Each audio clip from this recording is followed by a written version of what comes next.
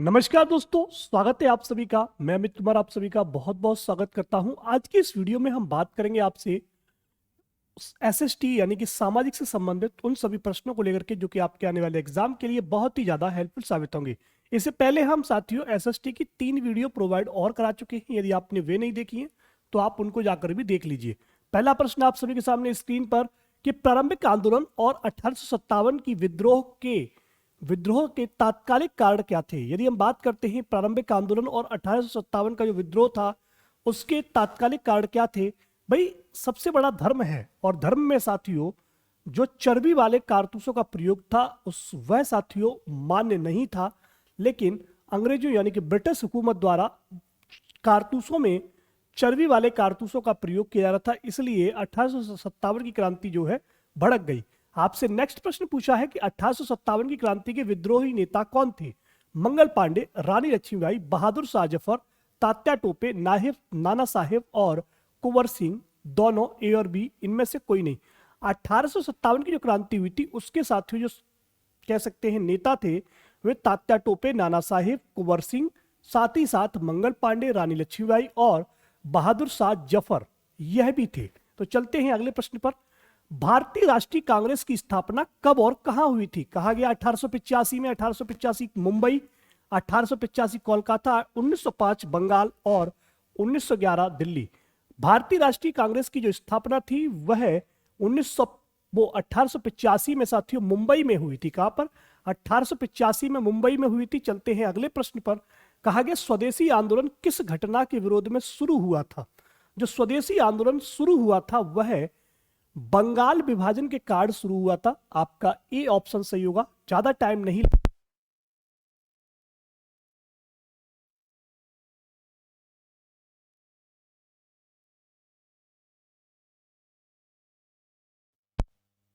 चाय की खेती से इनमें से कोई नहीं। तो देखो इसका जो सही जवाब होता है नील की खेती से संबंधित था चंपारण सत्याग्रह। चलते हैं अगले प्रश्न पर। असहयोग आंदोलन कब शुरू हुआ। क्या पूछा है? असहयोग आंदोलन कब शुरू हुआ। तो आपका उत्तर आएगा जी 1920 में असहयोग आंदोलन शुरू हुआ। अब अगला प्रश्न फिर से कि जलियांवाला हत्याकांड जो हुआ था वह किस सन में हुआ था।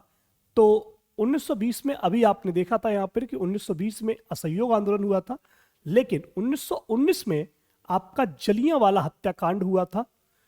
ठीक है, जिसमें काफी लोग मारे गए थे, जिन पर गोलियां चला दी गई थी, नृशंस तरीके से हत्या करने का प्रयास किया गया था। 1919 में जलियांवाला हत्याकांड हुआ था। आगे है कि सविनय अवज्ञा आंदोलन कब शुरू हुआ। 1929 में, 1930 में, 1931 में, 1932 में। तो सविनय अवज्ञा आंदोलन की यदि हम चर्चा करें तो यह साथियों 1930 में शुरू हुआ। आपका बी ऑप्शन सही होता है। भारत छोड़ो आंदोलन कब शुरू हुआ था। तो अब देखो भारत छोड़ो आंदोलन की बात की जाए कि भारत छोड़ो आंदोलन कब शुरू हुआ, तो यह 1942 में शुरू हुआ था। आपका सी ऑप्शन सही होगा। ठीक है, चलते हैं अगले प्रश्न पर। कहा गया कि भारतीय राष्ट्रीय सेना का गठन किसने किया था। भारतीय राष्ट्रीय सेना का गठन किसने किया था। सुभाष चंद्र बोस ने, चंद्रशेखर आजाद ने, भगत सिंह ने और राजगुरु ने। तो चंद्रशेखर आजाद ने नहीं किया था। भारतीय राष्ट्रीय सेना का जो गठन था वह सुभाष चंद्र बोस के द्वारा किया गया था। अगला प्रश्न आप सभी के सामने कि काकोरी कांड किस वर्ष हुआ था। आप सभी को पता है काकोरी कांड क्या था, वही जो ट्रेन लूटने वाला जो कांड था।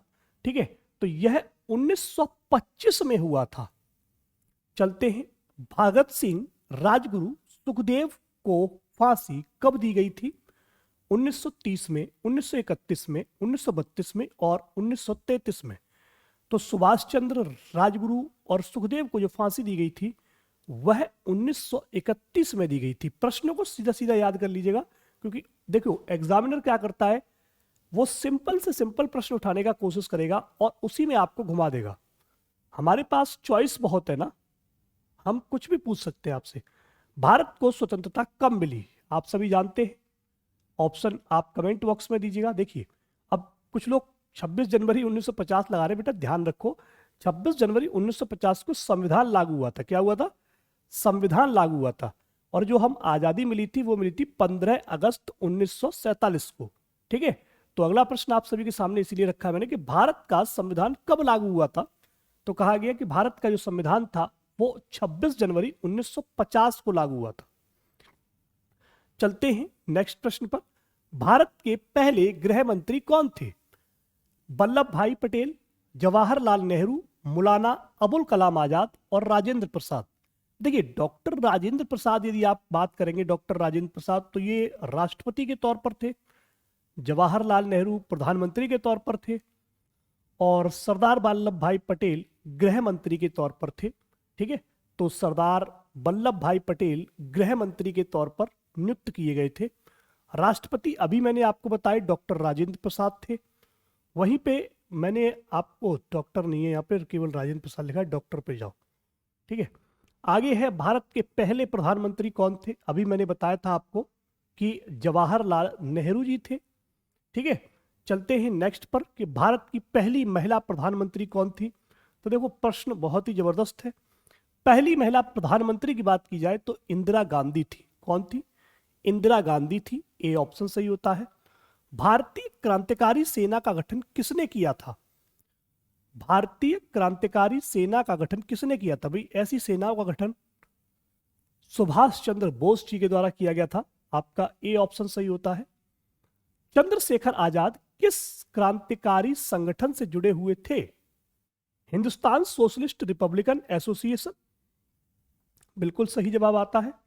गदर पार्टी, अभिनव भारत और इनमें से कोई नहीं। तो अगर हम देखें चंद्रशेखर आजाद जो क्रांतिकारी थे, जो स्वतंत्रता के लिए लड़े, वे हिंदुस्तान सोशलिस्ट रिपब्लिक एसोसिएशन से जुड़े हुए थे, HSRA से जुड़े थे। अगला है भगत सिंह, राजगुरु, सुखदेव को किस मामले में फांसी दी गई? भाई आपसे कहा जाए कि भाई कौन सा ऐसा मामला था जिसमें उन्हें फांसी दी गई, तो इस बात का याद रखेंगे।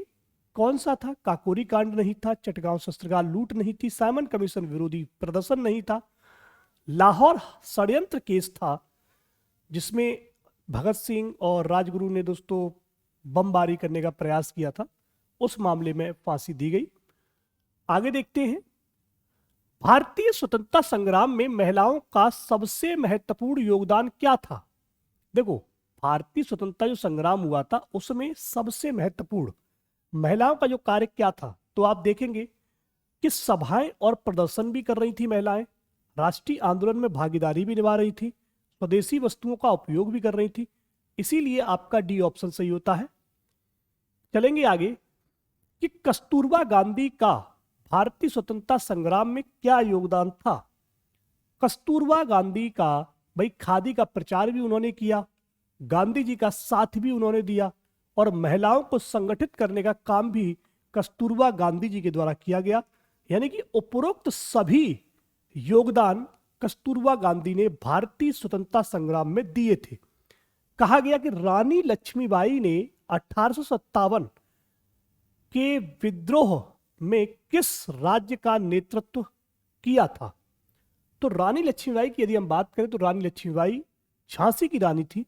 उन्होंने झांसी, कहा झांसी राज्य का ही उन्होंने नेतृत्व किया था। सुरेंद्र नाथ बनर्जी किस संस्था के संस्थापक हैं? इंडियन नेशनल कांग्रेस, भारतीय राष्ट्रीय कांग्रेस, इंडियन एसोसिएशन और आर्य समाज। आपको मैं बता दूं कि सुरेंद्र नाथ बनर्जी यह इंडियन एसोसिएशन के, किसके? इंडियन एसोसिएशन के संस्थापक के तौर पर जाने जाते हैं। ठीक है, इंडियन एसोसिएशन के संस्थापक कौन थे? तो याद रखिएगा सुरेंद्र नाथ बनर्जी थे। आगे है अगला प्रश्न कि स्वामी दयानंद सरस्वती किस संस्था के संस्थापक हैं? तो देखो ब्रह्म समाज के नहीं है, रामकृष्ण मिशन के भी नहीं है, थियोसॉफिकल सोसाइटी के भी नहीं है, तो आर्य समाज, स्वामी दयानंद सरस्वती आर्य समाज के संस्थापक कहे जाते हैं। आपका सही जवाब यहां पर ए ऑप्शन हो जाता है। चलते हैं अगले प्रश्न पर कि भारत में ब्रिटिश शासन का सबसे बड़ा नकारात्मक प्रभाव क्या था? भारतीय अर्थव्यवस्था का शोषण, भारतीय उद्योगों का पतन, भारतीय संस्कृति पर हमला और उपरोक्त सभी। देखो, भारत में ब्रिटिश शासन का सबसे बड़ा नकारात्मक प्रभाव की बात की जाए तो ये तीनों ही थे। उद्योगों का पतन भी था, संस्कृति पर हमला भी था, भारतीय अर्थव्यवस्था का शोषण भी था। ठीक है। लेकिन उनके रहने से साथियों जो हमारा इंफ्रास्ट्रक्चर था, टेक्नोलॉजी थी, ये काफी अच्छी और काफी सुधर रही थी।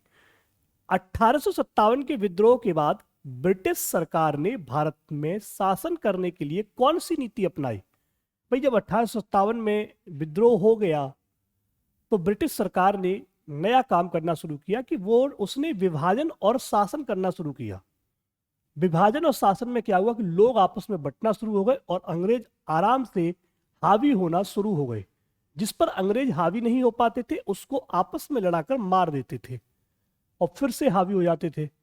तो कहा गया कि ठीक है, भारतीय राष्ट्रीय कांग्रेस ने किस वर्ष पूर्ण स्वराज्य प्रस्ताव पारित करने किया था? तो अगर हम बात करते हैं 1929 की, 1929 वह साल था जिसमें भारतीय राष्ट्रीय कांग्रेस ने पूर्ण स्वराज का जिक्र किया था। आपका सही जवाब ए ऑप्शन हो जाएगा।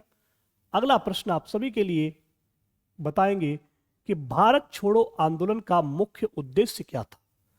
भारत छोड़ो आंदोलन का मुख्य उद्देश्य क्या था? ब्रिटिश शासन से मुक्ति। भाई, सिंपल सी बात है,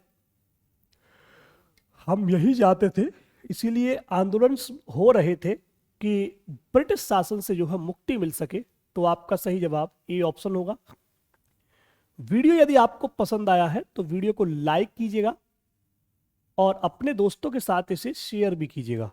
ठीक है, तो आप लाइक और शेयर कीजिए। आपको जल्द ही नेक्स्ट वीडियो भी उपलब्ध कराया जाएगा। मिलते हैं नई क्लास में, तब तक के लिए नमस्कार, जय हिंद, जय भारत। पढ़ते रहिए, मस्त रहिए, घर पर रहिए, स्वस्थ रहिए।